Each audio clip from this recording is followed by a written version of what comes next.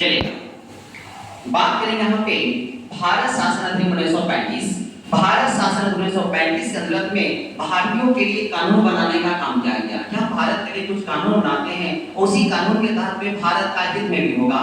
इन्होंने कानून बनाने के दौरान में अनुच्छेद 321 अनुच्छेद बना दिया, अनुसूची 10 बना दिया और सबसे पहले कहा गया कि भारत के परिषद को हम पहले बंद करते हैं, अब प्रांतों में स्वतंत्रता लाते हैं। वहां पर एक गवर्नर जनरल होंगे, एक प्रधानमंत्री होंगे और एक मंत्री होंगे। दूसरी बात है यहाँ पे संघीय न्यायालय की व्यवस्था करेंगे हम। संघीय न्यायालय में एक मुख्य न्यायाधीश होंगे और 2 और न्यायाधीश होंगे, लेकिन इसका जो देख रेख करेगा, अंतिम निर्णय जो लेगा प्रिवी काउंसिल। कौन काउंसिल? प्रिवी काउंसिल लेगा। और प्रिवी काउंसिल कहाँ है? तो लंदन में है। यहाँ से देखिएगा स्थिति खराब था। जब अखिल भारतीय संघ का एक स्थापना किया गया था, उसमें कहा गया 11 ब्रिटिश होंगे, 6 चीफ कमिश्नर होंगे और यहाँ पे देसी रियासत भी शामिल कर दिया गया। लेकिन देसी रियासत को ऐसी रखा गया और प्रांतों को अनिवार्य इसमें कहा कि आपको शामिल होना है इसमें। अब यहाँ पे कहा गया कि दूसरी बात है कि प्रांतों में जो द्वैत शासन लगा था 1919 में, कहा गया कि वहां से हटा के अब केंद्र में द्वैत शासन हम ले आएंगे।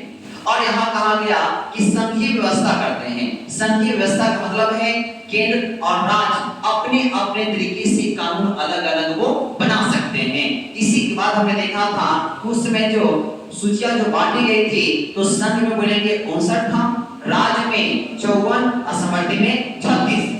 इसमें सबसे बड़ी बात ये दिक्कत था कि इसमें प्रस्तावना का अभाव था। आगे भारत को देना क्या चाहते हैं, ब्लूप्रिंट क्या आता है, कुछ इसका मोटिव था, कुछ पेज में कहीं लिखा हुआ था ही नहीं। जैसे भारतीय संविधान पढ़ेंगे तो भारतीय संविधान से पहले भारत के लिए कहा गया है कि भारत को हम कैसा बनाना चाहते हैं, लोकतांत्रिक संघात्मक बनाना चाहते हैं, सब लिखा हुआ उसमें है। लेकिन इसमें ऐसा कुछ नहीं था, प्रस्तावना का अभाव था। इसीलिए यहाँ पे नेहरू जी बोलते हैं कि ब्रेक है गाड़ी में, तो ब्रेक है लेकिन इंजन है गाड़ी में है। बहुत बड़ा बात होती है।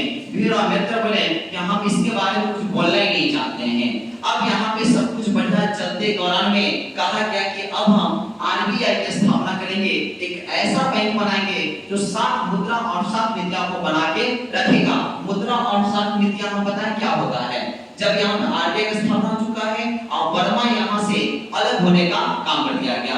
इसी के बीच में हम देखेंगे इसके बाद में कि उसमें जितनी भी जनसंख्या था, उस जनसंख्या का मान 10% ही लोगों ने वोटिंग देने का काम किया। बताइए उतना जनसंख्या में से अभी भी कानून लाए, आप बोले कि 10% लोग वोट देगा, तो कितना खराब लगेगा सुनने में। बताइए हम लोग कौन है? तो यहाँ पे मत 10% मत देने का प्रधान था कि 10% वोट उसमें बढ़ पाया था।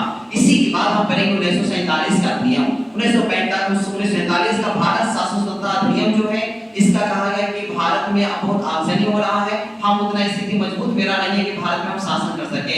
उसी के यहाँ पे ब्रिटिश के द्वारा माउंटबेटन प्लान आता है। माउंटबेटन प्लान के तहत में 4 जुलाई 1947 को अधिनियम बना दिया गया है और 18 जुलाई 1947 को यहाँ पे स्वीकृति मिल जाओ उसको। अब 15 अगस्त 1947 को पाक यानी कि पाकिस्तान और इंडिया 2 अधिराज्यों में बंटवारा हो चुका है। अब यहाँ पे कहा गया कि जब तक यहाँ पे पाकिस्तान में भी एक गवर्नर जनरल होंगे और वहां पे इंडिया में भी क्या होगा, एक गवर्नर जनरल होगा।